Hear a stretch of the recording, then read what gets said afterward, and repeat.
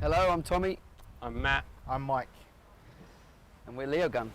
You guys put in a lot of dues to get to this point in your career, I'm sure, but in the big rock and roll picture, looking at it from the outside, things seem to have really taken off quickly for you.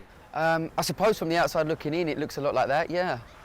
Yeah, because a lot of people are surprised that they've never heard of us, but we're on the road with Kiss, and we play with Queens of the Stone Age, and it's quite big things that we're extremely proud of. But from the inside looking out, the hard work's definitely gone into it. Yeah. So how did you and Matt come together to play? Yeah, Matt and I met at school when we were 11, became real close friends when we were about 12, 13, and we're playing together ever since, really, in clubs and pubs in London. Since we were, well before we were able to drink, Tommy, you had parents that exposed you to great music?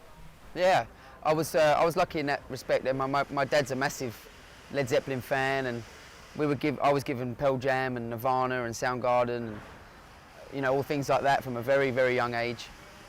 And it was blues records that my mum used to play that made me want to start playing guitar. You mentioned Zeppelin. I've heard comparisons of your vocals to Robert Plant's and the band's thunder to that of Zeppelin. Is that a daunting comparison? Well, that's extremely flattering. They are, after all, I think the best band that there ever was. So any comparison on that front is majorly flattering. It's a big deal. But yeah, I've always looked at people like Jimmy Page and Robert Plant as, what everybody knows them as, these golden gods. They're sort of untouchable. They're almost mythical. And yeah, been massive influence on the way I play, but also the way I sort of think as well. That it goes that far. So what were your musical influences, Matt?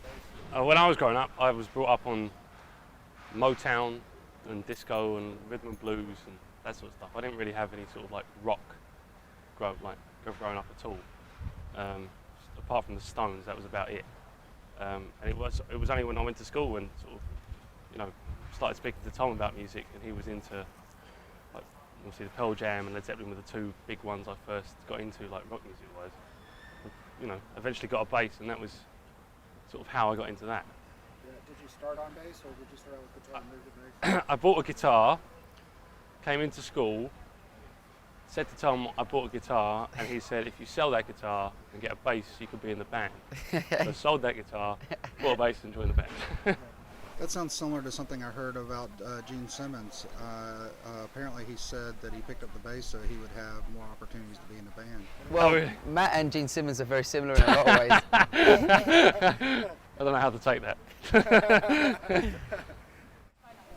Mike, on the drums, who are your influences? Mainly it's John Bonham. That's the main person who made me want to get into drumming. But also really, I'm very heavy metal orientated, so I've got people like Matt Halpin from Periphery and stuff like that who influenced me drumming wise. But also loads of old music like my dad used to listen to, like Genesis and stuff like that. Phil Collins, even before they went really pop and really not as good as they were. He was an amazing drummer, so it's always good to listen to him and sort of pick up things from him as well. So was that mutual Zeppelin influence a factor in you guys coming together as a band? I think with Matt and I, it was kind of a thing that we became friends over, was listening to Zeppelin, and then when I saw Mike play long before I asked him to join the band, there was always this kind of real solid kind of Zeppelin kind of groove to his playing, and he could hit as hard as Dave Grohl as well. So it's kind of like, that's when I asked him to join, and we jammed, and it worked immediately, pretty much immediately, and. Yeah, we've been. That's how we got together, really. There's never been a conscious decision to be like Zeppelin. It's just that's the style of music we like playing. Yeah. A lot of rock bands seem to release CDs that kind of follow a concept, and then every track sounds the same.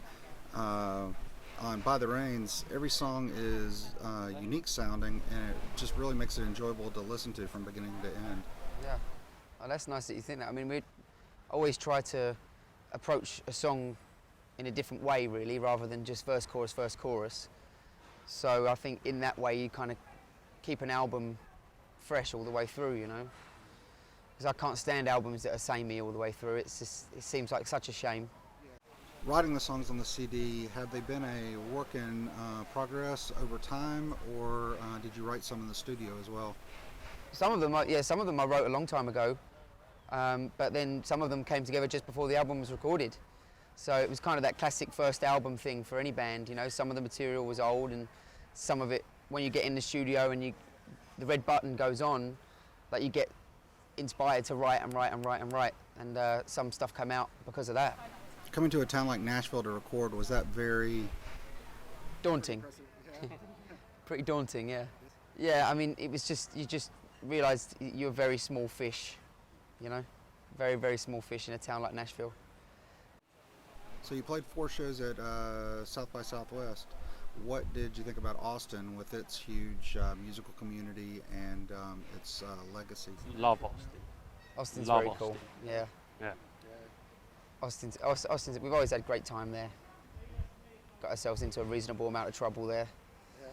Healthy amount of trouble. Healthy amount of trouble.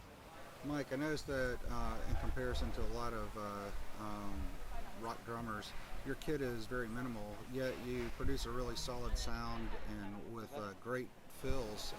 It's complementing the music. That's what you have to do, really. And I've toyed with the idea of having more toms, not in this band, but before. But it just doesn't really appeal to me. It's just keeping it simple and just doing what you do, really.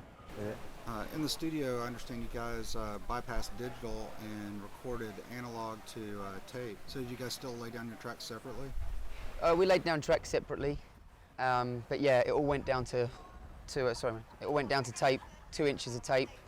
It's just a massive sound, you know, that you get with those analog old Studer tape machines. We used an A800. And I could geek out about it, but yeah, it just gets that massive, very warm sound, which helps us because there's only 3 of us, you know. So you guys are playing some with Leonard Skinner? We're doing the Skinner Cruise. Yeah. The influences you mentioned earlier were pretty much all British bands, other than the blues records that you listened to. Were you exposed to the American bands like Leonard Skinner when you were young? Not a great deal, you know. We didn't get a great deal of it over in England, you know. But we understand what they're about. We understand the status, and you know, they're rock and roll royalty, you know. So it's exciting to play with. Then we opened for them a couple of times up in the northeast, and the reaction was fantastic. Yeah. So our music seems to be able to complement that kind of southern rock vibe as well, you know. So that's cool. The last time you came to South Carolina, you were on a club tour playing small venues. I guess this tour is a little better?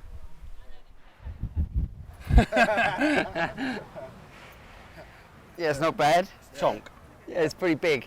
Did you think it would happen this fast? I wanted it to. I suppose no, when you think about it like that. It's fun, yeah. We were playing a small bar not 3 months ago. And we probably will again. And we will again, of course. Yeah. This is not our stage. No, that's Kiss's stage. Yeah, that's Kiss's We're just stage, along the for the ride. spider. Yeah. Yeah. Kiss's world, we're just living in it. So what's been your big rock and roll moment so far?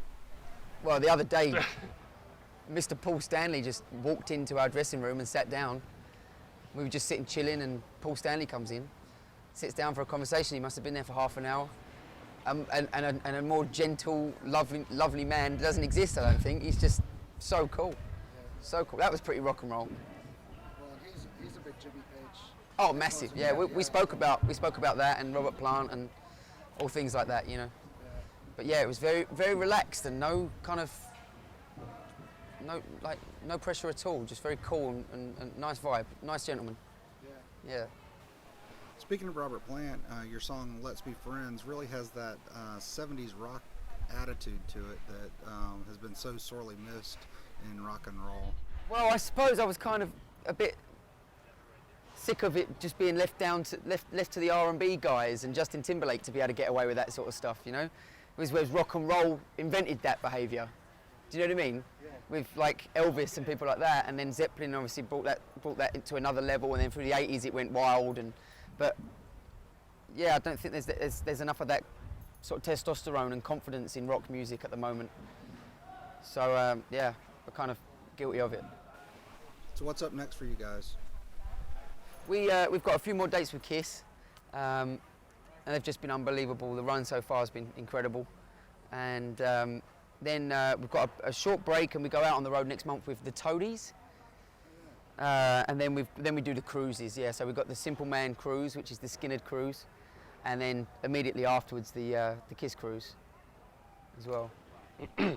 We're Leogun. Please check us out on Facebook at Leogun Band and Twitter at Leogun Band. Thanks very much.